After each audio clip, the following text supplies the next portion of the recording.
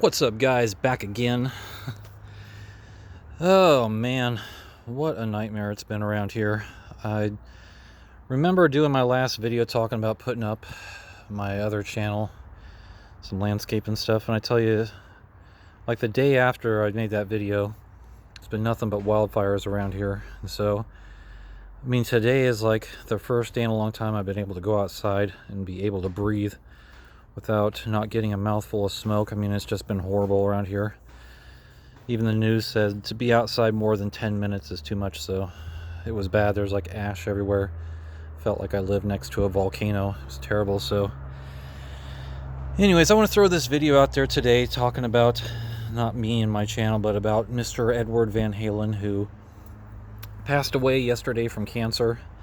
Just want to kind of chime in on that because I don't know, I kind of feel obligated when a guitarist passes away, especially someone like Van Halen, who, you know, made such an influential mark on guitarists and guitar playing. I mean, I'm going to be perfectly honest with you. The video is probably going to piss some people off, but, you know, I don't care. It's my channel. You don't like it, fuck off. But Van Halen wasn't like a huge influence to me, and I'm not saying that I don't think he's good. I mean, obviously, his talent speaks for itself, but it kind of goes back with me to like the Jimi Hendrix story, where I was never really big into Jimi Hendrix, but I appreciate what he did because he inspired guitarists that I do like, you know, Eric Johnson being the most prevalent one in my mind. But I like Eddie Van Halen for the fact that he inspired one of my favorite guitarists, whose name is Vito Bratta. If you don't know who Vito Bratta is from White Lion, then you're missing out, because in my mind, Vito Bratta was Van Halen 2.0.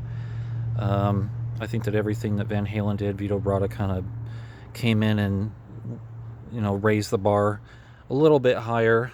Not saying that Vito Bratta is better than Van Halen, but I think that his playing took a lot of what Van Halen did, and, you know, I think he made it better in a lot of respects. I think Vito was a better tapper. But in terms of like songwriting, Van Halen definitely was a little bit better than White Lion. You know, their music will go down as being a lot more mainstream, if you will, than somebody like Vito Bratta. But Van Halen, you know, I think he was really good. What really sucks about Van Halen is everybody gets stuck on Eruption. Everybody thinks that Eruption is just like the God's gift to guitar. And I mean, really, if you play guitar for any length of time, you look at Eruption, you see that it's you know, it's kind of simplistic. There's really not a lot to it. 99% of it is tapping with a few, you know, pentatonic stuff here and there. But yeah, I mean, it's just that time when he wrote Eruption, tapping in terms of like being popularized. Actually, look at some of the best tappers. One of the best ones, her name is Jennifer Batten. Go back and watch her. She's a great tapper, and she didn't get as famous as Van Halen did, but I think a lot of what made Van Halen wasn't just him playing the guitar, it was the whole dynamic of him with David Lee Roth. I think the whole band itself just was a good combination, you know, they made it work. But Van Halen kind of stood out as being, you know, the main reason why most people like him. David Lee Roth just turned out to be a fucking cokehead nutcase, and every time they get back together, he's the one that fucks it up. But when they got back with Sammy Hagar, I think they wrote a lot of good stuff. But the thing about when he got with Hagar is a lot of their music turned into like radio, you know, radio junk. Whereas with Van Halen, when he was with David Lee Roth, I think they wrote a lot better.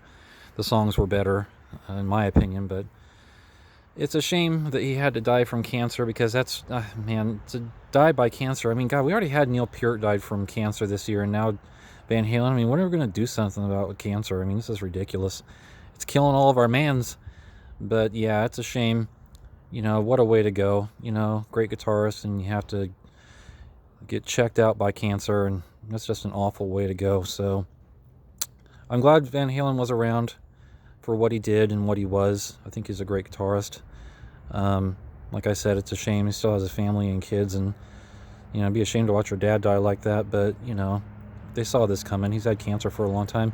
He had like tongue cancer or something. They cut out like part of his tongue. And you can notice that in the later years when he's talking, like his interviews, it's pretty slurry because part of his tongue was chopped off. It's like, God, dude. I mean, he smoked like a chimney. You ever watch them when he had long hair back when he was doing, I think it was like 50, 150. Even before that, he's out doing his solos like a cigarette stuck in the top of his headstock, and he's playing and stopping and smoking. The dude was, I mean, this guy was chain smoking. So, I mean, that's what happens. But anyways, that's just my 2 cents on Van Halen. Great guitarist. Sucks the way he went out, but he won't be forgotten. Not in my mind, and not in millions of other minds guitarists. So, thanks for the ride, and thanks for the innovations, Van Halen. Really appreciate it. Anyways, guys, that's my video. Talk to you soon.